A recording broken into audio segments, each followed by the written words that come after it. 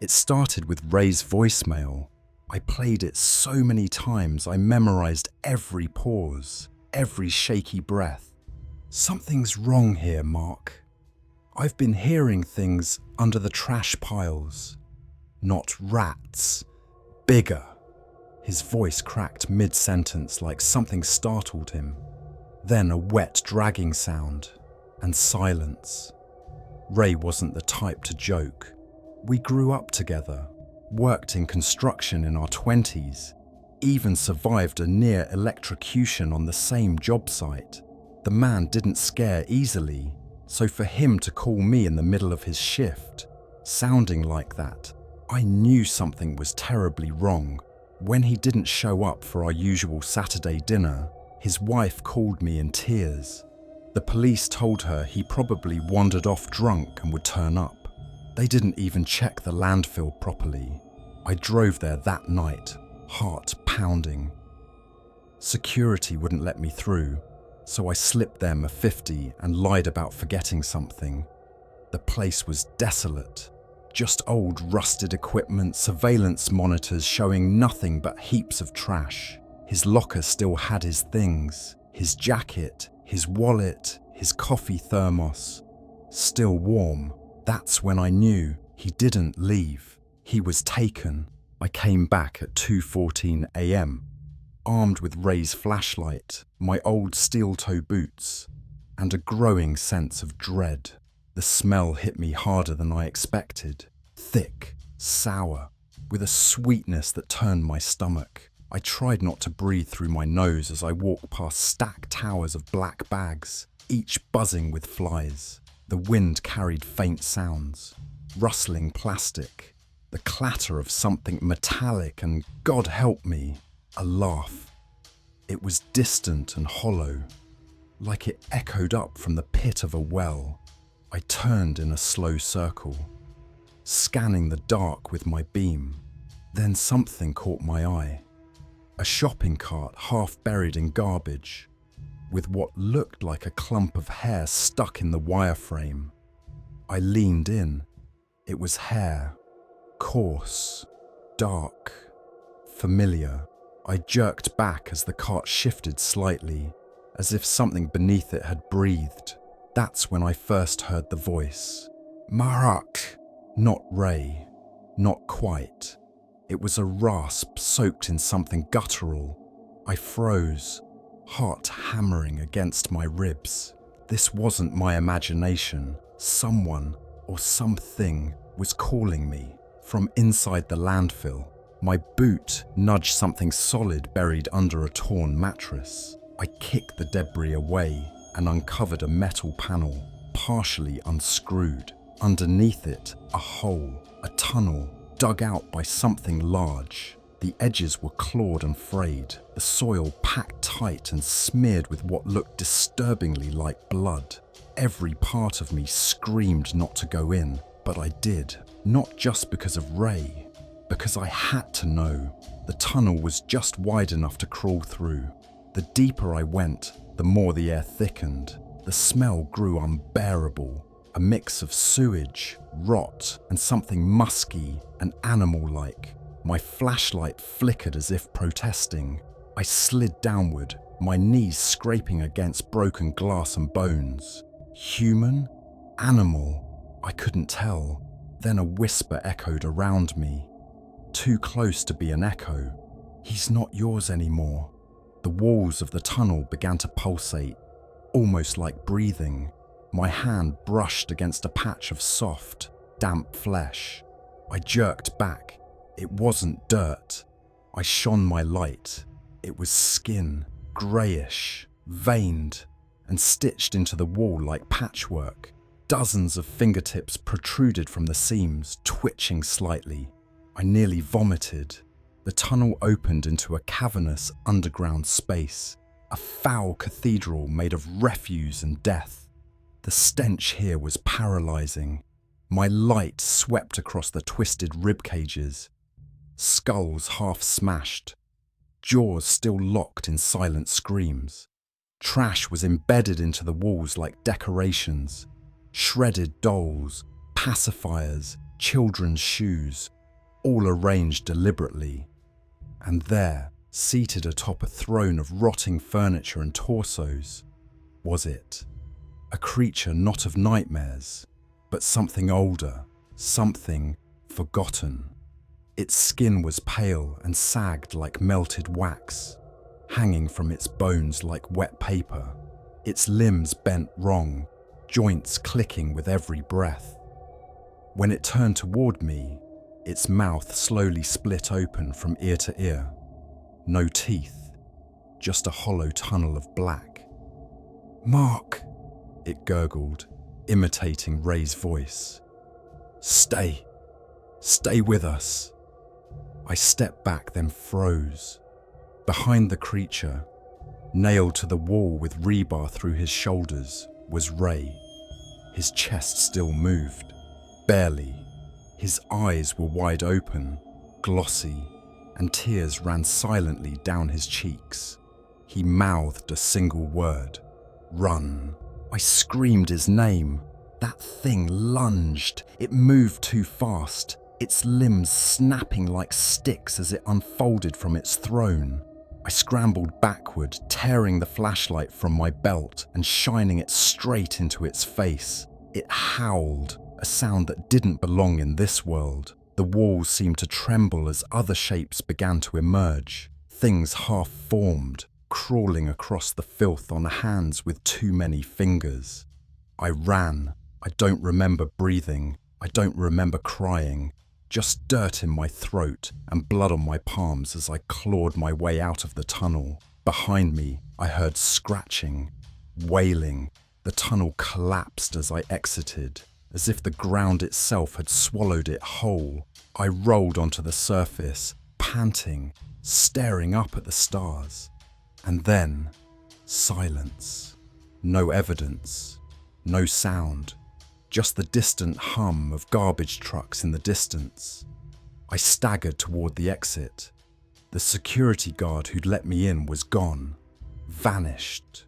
I tried to tell the police. They took one look at me, covered in filth, ranting about monsters under the garbage, and wrote it off as a nervous breakdown. They searched the landfill, found nothing, no tunnel, no bones. Not even Ray's shoe. It was like the ground had reset itself. Ray's wife stopped calling. She knew something horrible had happened, but they ruled it a disappearance. Weeks passed. Then I started hearing sounds under my own house. Thuds, scratches. A voice calling from the vents in Ray's voice. "You left me." I don't sleep anymore. I barely eat. I know it followed me. Something clung to me, fed on the fear. My dog refuses to go near the basement. Sometimes I catch shadows moving just beneath the floorboards. And sometimes I dream I'm still crawling through the tunnel, only now I never left.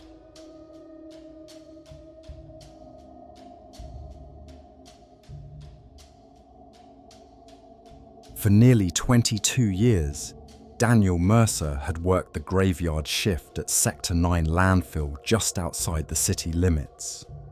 While most people recoiled at the thought of spending their nights among mounds of trash, he found comfort in the silence, in the predictable rhythm of machinery humming and seagulls crying in the distance. Every night was the same, until Tuesday, January the 14th. That was the night Daniel broke his routine, and that was the night everything changed.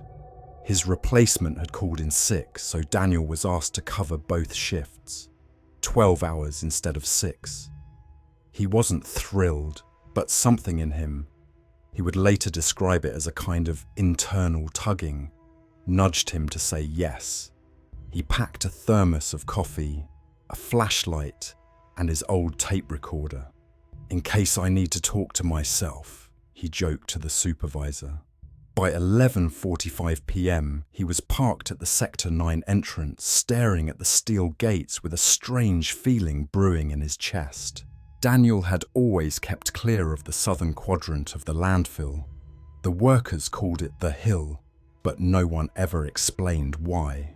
It was just a tall mound with no clear access road and no real purpose. Even the bulldozers never touched it. On his extended shift, however, Daniel found himself driving past the hill and, for reasons he couldn't explain, stopping in front of it. There were no lights in that part of the dump, just the ambient glow from the city skyline far in the distance and the occasional flicker of lightning behind thick clouds. The moment he stepped out of the vehicle, he felt it. Something was wrong with the air. Heavy, like wet wool pressed against his face. And the smell, my God! Not like rotting food or burnt plastic, but metallic and raw. He pointed his flashlight up the slope and saw something he couldn't believe. Footsteps. Not tire marks, not animal tracks. Human footsteps, leading upward, not down.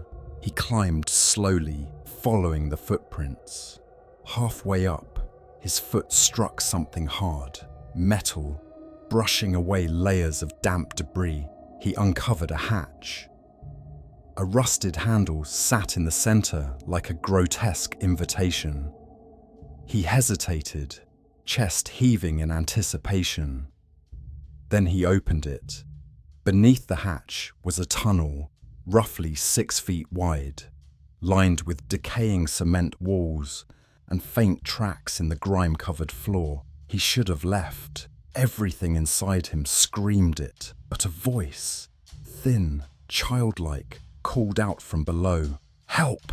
Just one word, barely a whisper. Still it cut through Daniel's spine like ice. He leaned down and yelled, "Who's there?" Silence. Then the voice again, now trembling. "I don't want to be here anymore." Against all logic, he lowered himself inside, descending an old maintenance ladder that creaked under his weight. At the bottom of the shaft, Daniel found himself in a hallway. Not a sewer, not a utility tunnel. This was constructed space, with tiled floors, pale green walls, and buzzing overhead lights that flickered as though they were aware of his presence. The air was much colder down there, and Daniel could hear something mechanical running deeper in. He walked cautiously, turning corners, passing rooms with fogged windows. One door had the word "Infant Care" painted in faded red letters. Another read "Reclamation Chamber." Inside one, he saw stacks of dolls, filthy, mutilated dolls, with eyes wide open. In another, dozens of metal cribs sat empty. "What the hell is this place?" he muttered to himself, backing away. That's when he heard laughter. Not joyful, not innocent, broken laughter, like someone trying to imitate a child. Daniel started running. He didn't know where to, just away, but the hallway seemed to stretch longer and longer. Doors appeared where there were none. The walls began to pulse slightly, as though breathing. Then came the faces, pressed against the semi-transparent walls. Distorted faces of people, dozens of them, men, women, children, eyes bulging, mouths stretched wide. He tripped and fell, crawling backwards as the lights above burst one by one. From the darkness, the voice returned, this time right beside his ear. "He brought us here." Daniel spun around, but no one was there. Then another voice, deeper and coarse, echoed from deeper within. "And now you'll stay too." That was when Daniel saw it, the figure. A tall man in an old sanitation uniform, his skin translucent like wax, dragging something behind him. A bag. It twitched. Daniel scrambled to his feet and darted into the first open room he found. It was tiled from floor to ceiling. A chair sat in the center, bolted to the floor, straps hanging loose. A broken security camera dangled from the ceiling like a lifeless eye. The stench in that room was unbearable. On the wall, Written in something dark and flaky were the words, "We were disposed." He realized then, this wasn't just an abandoned maintenance tunnel. This was something else. A place where people had been kept, forgotten. He thought of the bags of waste, of the compactor reports that sometimes listed organic inconsistencies, of how the hill had grown higher each year, yet never seemed to be processed. "This place isn't for trash," he whispered. "It's for them." He found a staircase, metal, winding, leading upward. Salvation? He bolted, but every landing looked the same. He passed the same faded poster reading "Sanitation saves lives" again and again. His flashlight flickered out. In the distance, he heard the dragging sound again. Closer now, much closer. Then something touched his shoulder. Daniel screamed and spun, but again, no one there. Just whispers. "He knows you know. They won't let you leave." The stairs eventually ended, not in daylight, but in another hatch. He forced it open and climbed out, into the landfill. But it wasn't the Sector 9 he remembered. The sky was darker, the seagulls were silent, and the bulldozers gone. His watch blinked 3:42 a.m. He had been down there for nearly 4 hours, but his truck was rusted over. His thermos crushed flat. He staggered towards the exit gates. They were wide open, no guard in the booth, no road beyond, just endless rows of garbage. And in the distance, dozens of new mounds. He realized with horror, they weren't trash piles, they were burial mounds. The faces, the voices, the facility under the hill, all of it real. Daniel fell to his knees, breath catching, and began to laugh. Not out of humor, but complete, shattering disbelief. That night, Daniel Mercer was never heard from again. His name was removed from records. His house was repossessed and sold within a month. Sector 9 remains operational to this day, but the hill is gone, leveled by accident according to city files. Yet sometimes workers report voices at night, soft footsteps, and laughter, dry, unnatural laughter from somewhere deep beneath the ground.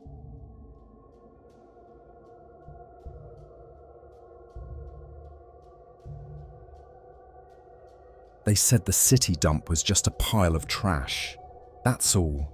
A sprawling wasteland of discarded refrigerators, torn up mattresses, broken toys, and the sour scent of 1,000 forgotten lives baking under the summer sun.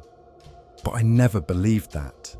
Not since the day I saw a hand move beneath the plastic tarp.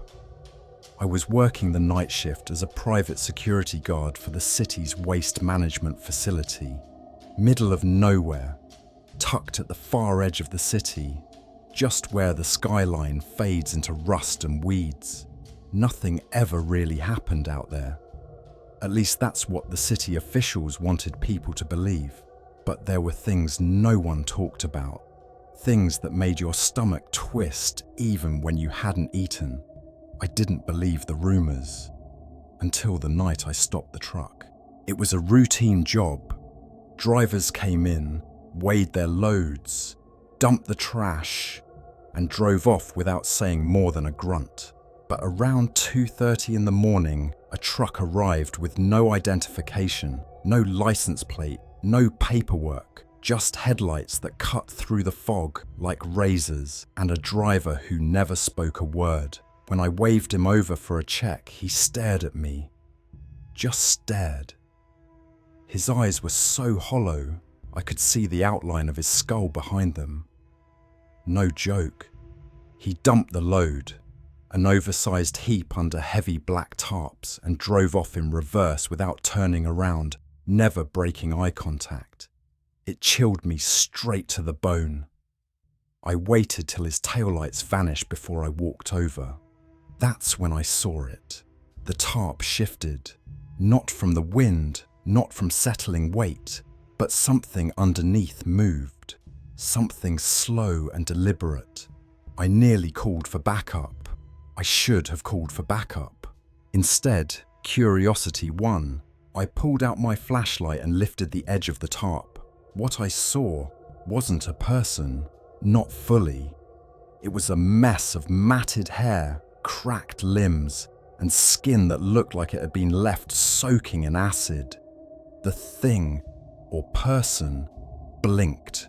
It blinked, and then, suddenly, it screamed. Not a loud scream, but a strangled, gurgling noise, like someone had filled its lungs with dirt. I dropped the tarp and stumbled back, hand over my mouth. I told myself I was hallucinating. Maybe I dozed off and dreamed the whole thing. I forced myself to do a walk around the dump perimeter to shake it off. But the deeper I went into the heaps of trash, the more I saw things I couldn't explain. Shapes watching me from between crushed ovens and car doors, shadows that didn't match the outline of anything nearby, and footsteps, not mine, crunching steadily behind me. The next morning, I reported the strange load, but the city denied any unknown truck entering the premises. They reviewed the security footage, but the feed had gone black from 2:25 to 2:40. Just gone. Like it never existed. I swore I saw the truck. I described the driver. I described the thing I found. They told me to take a few days off and see a professional. That's when I knew they knew something.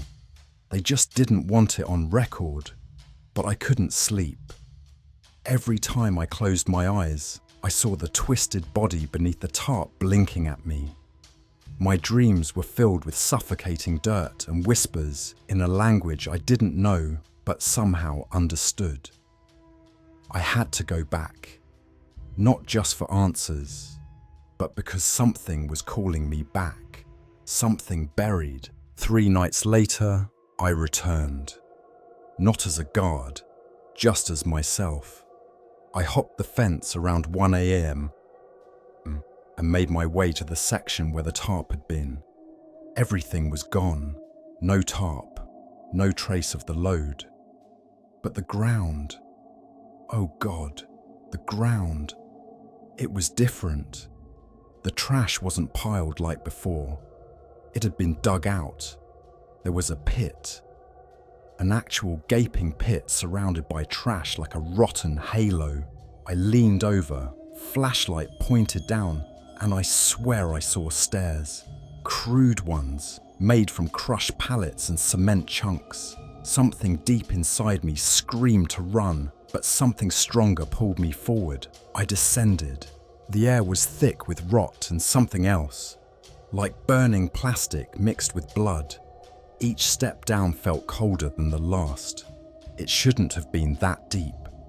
It felt like I was going underground for miles, yet my feet kept finding more stairs. Then I saw it. At the bottom, a chamber, a place no one should have built. It was lined with trash, not random, but arranged, almost like shrines. Dolls with missing eyes, mouldy children's clothes, rusted knives, all placed deliberately in a circle. In the center lay them, piles of figures, bodies maybe, all curled up like they were trying to protect themselves from something above. Some looked new, too new. One of them had a phone in its hand, still flashing.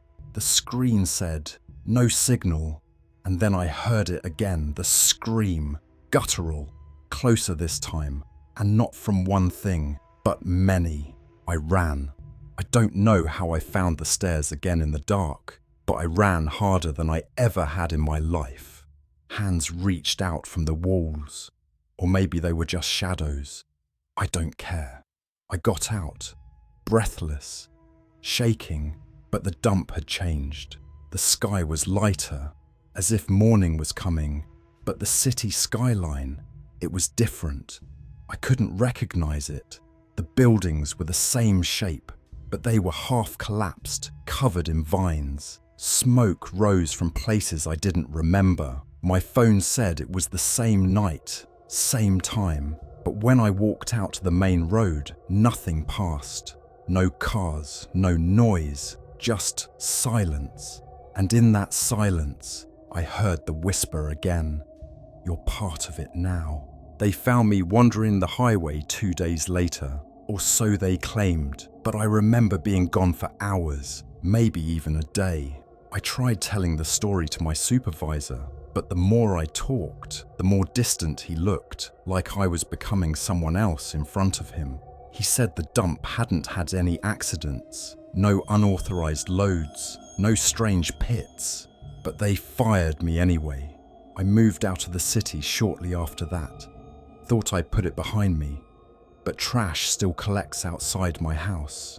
Things I never threw away. Shoes that aren't mine. Notes written in a language I saw scrawled in that pit. And sometimes, just before I sleep, I hear the scream again, buried under the wind.